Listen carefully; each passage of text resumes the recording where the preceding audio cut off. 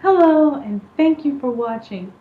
I wanted to address another topic that is important to humanity. Similar to the water challenge, there is the food shortage.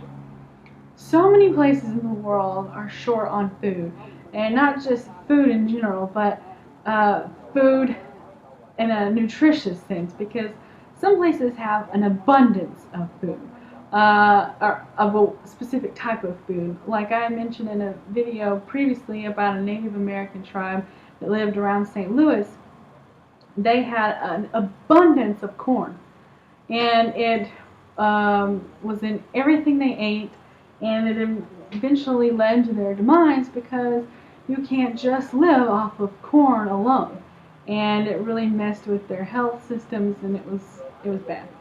But there are places around the world who experience this problem on a daily basis, and they either don't have access to enough food or they don't have access to nutritious food that is good for them.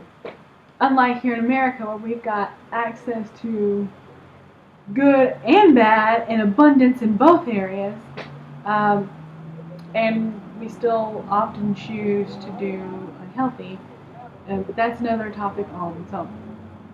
But in order to combat the shortage of the best things for people to eat around the world, uh, there's been a movement going towards introducing insects into our diets. It's hard for me to fathom that uh, because I have such a dislike for insects of all kinds. So that's me. But I'm sure that some of you, maybe you have had insects, maybe you wouldn't be opposed to it. There are plenty of places around the world that are fine with it and produce them and season them and sell them and cook them, and it's routine.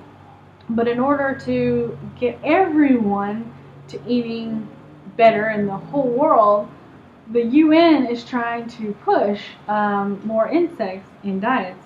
Um, for one reason, not only is there a ton of them, they do provide everything from protein to calcium and many other kinds of nutrients for the body, which is good.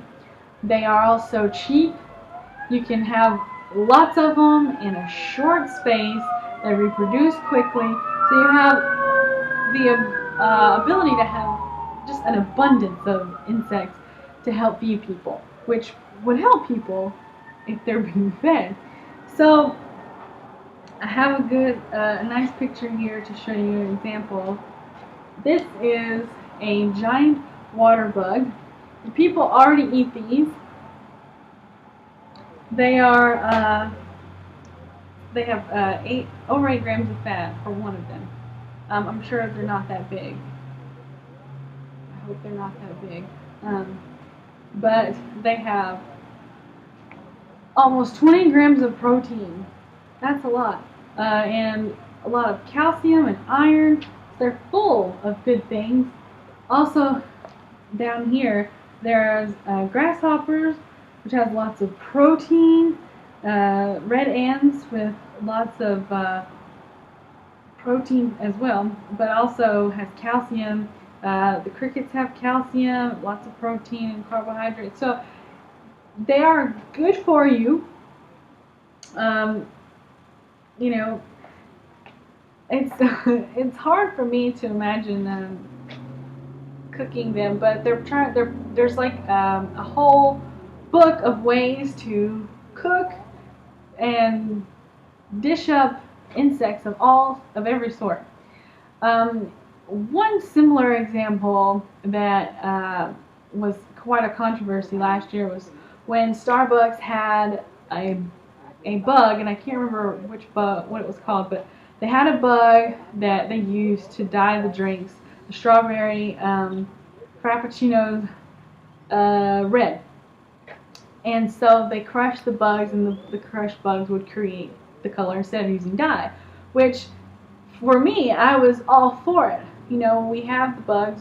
Why not use them to our benefit? I never was bothered by it.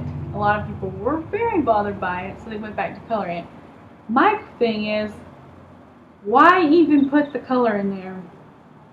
I mean, it doesn't make it more appealing to me to have a strawberry drink that's bright red as opposed to a strawberry drink that's white.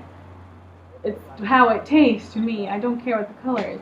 But people were so offended that the bugs were even, and I don't think the bugs were actually even part of the drink. They were crushed to make the color. But anyway, and people were very upset about it here in the United States.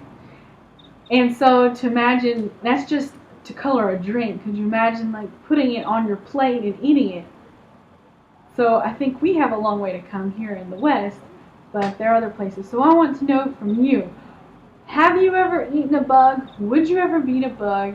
If you already do eat a bug, or bugs, how do you go about that process? Do you cook it? Do you eat it? Do you dip it in something? This is totally new to me. I've never remotely experienced it. And I know that in our sleep we eat bugs without knowing it. In fact, when I was walking down the sidewalk last week, and I was talking, and a little tiny bug flew right into the back of my throat, and I tried really hard to get it out. It was stuck.